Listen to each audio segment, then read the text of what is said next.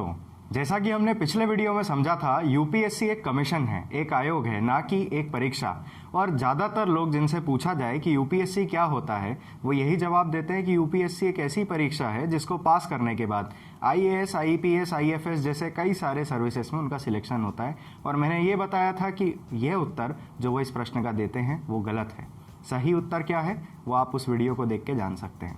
अब आइए इसी श्रृंखला में आगे बढ़ते हैं, यूपीएससी सिविल सर्विसेज एग्जामिनेशन के बारे में और कुछ तथ्य जानते हैं। हेलो दोस्तों, मेरा नाम है रचित अग्रवाल और आज मैं आया हूं आपके साथ यूपीएससी सिविल सर्विसेज परीक्षा के बारे में काफ़ी सारी बातें करने। तो सबसे पहले हम बात करते हैं कि आखिर ये यूपीएससी सिविल सर्विसेज परीक्षा है क्या। दोस्तों, यूपीएससी सिविल सर्विसेज परीक्षा एक ऐसी परीक्षा है जो कि हर साल आयोजित की जाती है यूपीएससी यानी यूनियन पब्लिक सर्विसेज कमीशन के द्वारा। और इस परीक्षा के 3 राउंड्स होते हैं। पहला राउंड होता है प्रीलिम्स, दूसरा राउंड होता है मेंस और तीसरा राउंड होता है इंटरव्यू। दोस्तों, इन राउंड्स में भी कई सारे भाग होते हैं। पहला राउंड होता है जैसे प्रीलिम्स, तो उसमें 2 परीक्षाएं होती है यानी 2 पेपर, और हर एक परीक्षा को 2-2 घंटे का समय दिया जाता है, यानी एक ही दिन में 2 पेपर आपके होंगे और दोनों में 2-2 घंटे का समय यानी 4 घंटे का समय लगेगा। और इन दोनों परीक्षाओं के बीच में 1 या 2 घंटे का ब्रेक भी हो सकता है। तो जैसे अगर हम बात करें प्रीलिम्स के पेपर 1, यानी उसका दूसरा नाम ये भी है जीएस पेपर ऑफ प्रीलिम्स। तो जीएस पेपर ऑफ प्रीलिम्स में 100 क्वेश्चंस आते हैं, 100 क्वेश्चंस, और 2 मार्क्स ईच के ये क्वेश्चन होते हैं, यानी पेपर 1 हो गया आपका 200 मार्क्स का, और इसमें 1/3 मार्क की नेगेटिव मार्किंग होती है। और यहीं जब पेपर 2 की हम बात करते हैं तो वो सीसैट या एप्टीट्यूड पेपर के नाम से भी जाना जाता है। और ये जो पेपर 2 होता है इसमें 80 यानी 80 क्वेश्चंस आते हैं, 2.5 मार्क्स ईच के, और इसमें 1/3 मार्क्स की नेगेटिव मार्किंग होती है। दोस्तों, ऐसी मान्यता है, ऐसे कई जानकारों का कहना है कि जब पेपर 2 यानी सीसैट पेपर के आप मार्क्स कम से कम 100 मार्क्स को लेके आते हैं, यानी आपने एक कट ऑफ क्लियर कर लिया, तो ही आपका पेपर 1 यानी जीएस पेपर चेक होता है। मुझे नहीं पता कि इसमें कितनी सच्चाई है, पर कहीं ना कहीं हमें तैयारी अच्छी करनी चाहिए। कई सारे विद्यार्थी सीसैट एप्टीट्यूड टेस्ट को बहुत माइनर तरीके से, बहुत हल्के में ले लेते हैं, कह सकते हैं। अगर इसकी तैयारी वो अच्छी तरीके से नहीं करते तो हो सकता है कि उनका पेपर 1 यानी जीएस पेपर बहुत अच्छा भी गया हो तो वो प्रीलिम्स ना क्लियर कर पाएँ। इसीलिए केयरलेसली बिहेव ना करें, आप प्रीलिम्स के दोनों ही पेपर को बहुत महत्वपूर्ण तरीके से तैयारी करें। अब बात आती है राउंड 2 की। राउंड 2 में हम बात करते हैं मेंस की।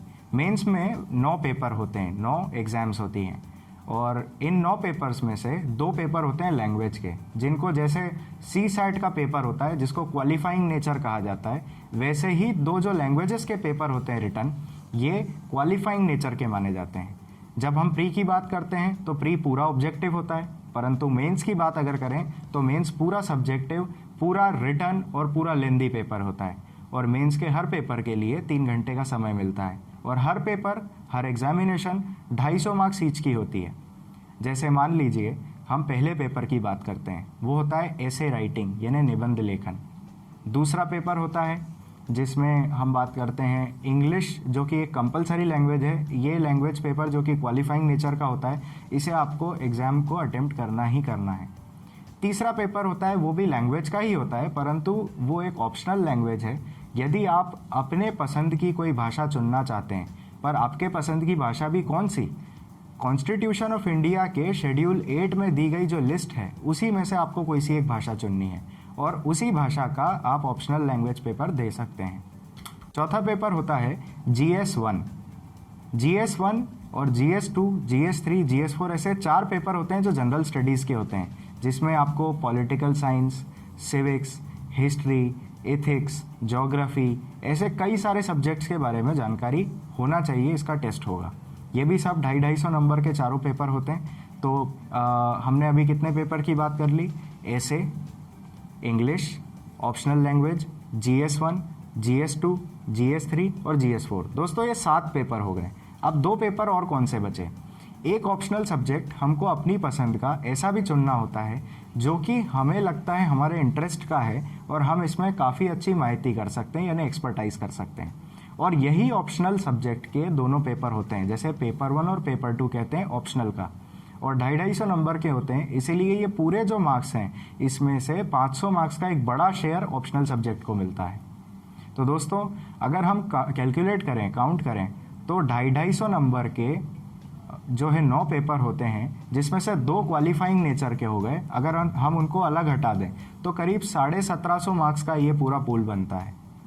अब बात करते हैं तीसरे राउंड की, जिसको हम इंटरव्यू या साक्षात्कार बोलते हैं। दोस्तों वो 275 मार्क्स का होता है, और ये 275 मार्क्स 275 मार्क्स 45 मिनट्स के राउंड में आपको रिकवर करने होते हैं या गेन करने होते हैं। इस 45 मिनट्स के राउंड में आपसे चेयरमैन और जो बोर्ड मेंबर्स होते हैं वो अलग अलग तरह के प्रश्न पूछते हैं। इस भाग को, इस साक्षात्कार को पर्सनालिटी टेस्ट के नाम से जाना जाता है।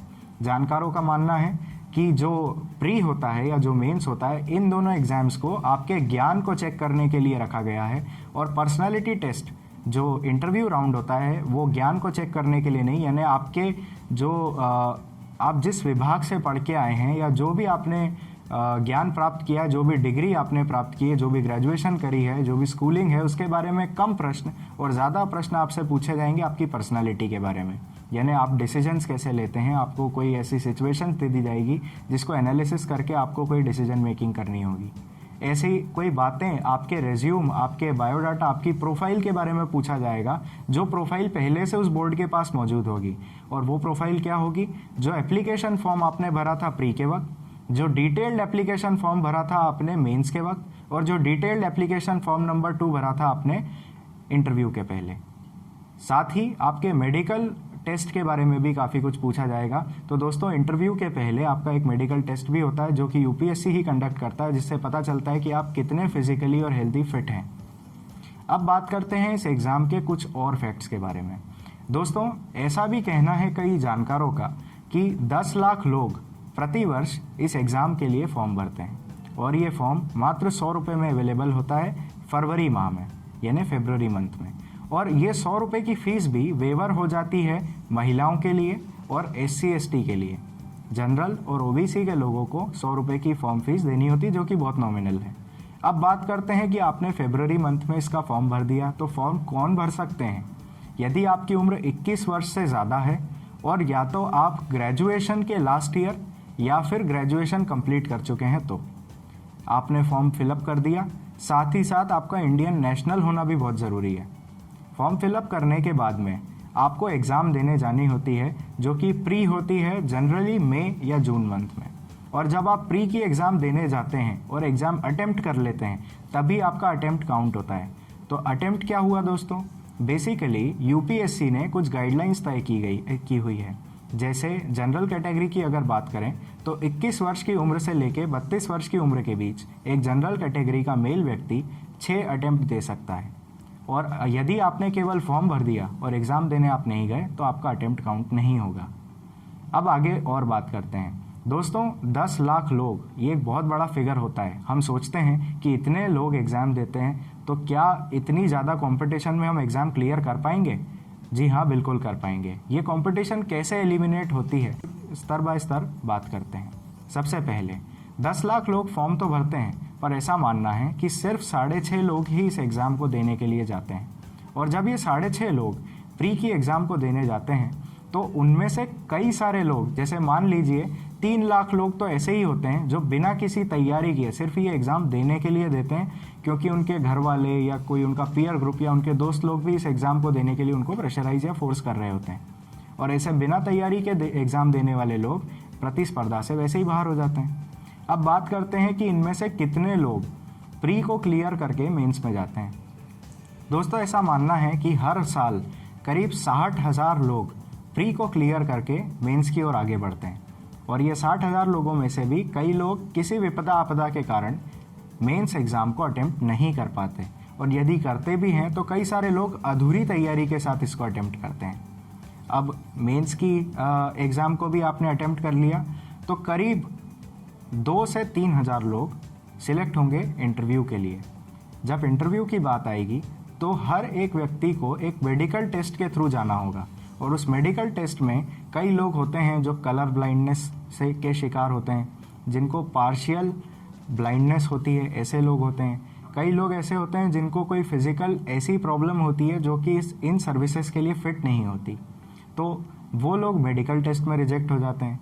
अब बचे हुए कुछ 1500 से 2000 लोग जाते हैं इंटरव्यू देने, साक्षात्कार देने, पर्सनालिटी टेस्ट देने, और कई सारे लोग इस 45 मिनट के पर्सनालिटी टेस्ट में सिलेक्ट हो जाते हैं, कई लोग बाहर हो जाते हैं। पर दोस्तों बात यहीं ख़त्म नहीं होती। अगर आप इंटरव्यू भी पास कर लेते हैं, Lal Bahadur Shastri National Academy of Administration में आपका सिलेक्शन होता है, तो मैं मानता हूं कि यूपीएससी सिविल सर्विसेज एग्जामिनेशन कोई ऐसी प्रोसेस नहीं, कोई ऐसी एग्जामिनेशन नहीं जिससे कि आपको एक अधिकारी बनने का अवसर मिलता हो, मौका मिलता हो कि आपने एग्ज़ाम क्लियर कर ली और आप अधिकारी बन गए। जी नहीं, मेरा ये मानना है कि इस एग्ज़ाम को क्लियर करके आप सिर्फ एक एकेडमी में तैयारी करने के लिए सिलेक्ट होते हैं। और जब आप किसी एकेडमी में सिलेक्ट हो जाते हैं, मान लीजिए LBS NAA की बात करें, जिसको लबासना भी बोला जाता है कई स्टूडेंट्स के द्वारा, तो उस एकेडमी में आप IAS की तैयारी करते हैं। ऐसे ही हैदराबाद में एक पुलिस ट्रेनिंग इंस्टीट्यूट है सरदार वल्लभ भाई पटेल जी के नाम से, तो उस इंस्टीट्यूट में आप IPS बनते हैं, पुलिस ट्रेनिंग लेते हैं। पर क्या ज़रूरी है जिसने सिविल सर्विसेज परीक्षा क्लियर कर ली हो और फिर वो इन एकेडमीज़ में भी अच्छा परफॉर्म करके एक अच्छा रिजल्ट लेके आए और सच में एक अधिकारी बन के काम करें? ऐसा ज़रूरी नहीं है। तो आपको होलिस्टिक नेचर से, आपके ओवरऑल तरीके से डेवलपमेंट अपने आप का करना होगा। आप ऐसा ना करें कि सिर्फ 12-12 घंटे दूसरों के बहकावे में आके किताबें पढ़ने लग जाएं और अपनी पर्सनालिटी के बारे में भूल जाएं। आप ये ना करें कि थ्योरेटिकल हो जाए पूरी तरीके से, दुनिया के प्रैक्टिकल एस्पेक्ट्स भूल जाएं। इसीलिए ज़्यादा बर्डन ना लें, बहुत सिंपल तरीके से इस एग्ज़ाम को अटेम्प्ट करें।